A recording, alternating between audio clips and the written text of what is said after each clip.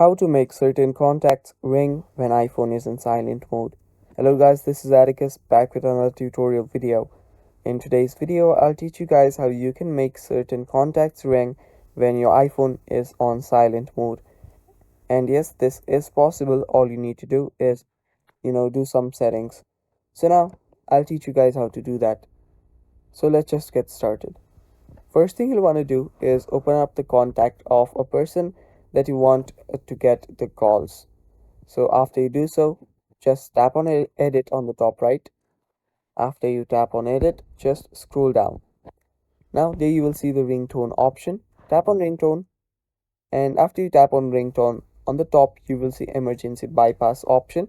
Now as it says right there, emergency bypass allows sounds and vibration from this person even when the ring switch is set to silent or when a focus mode is on.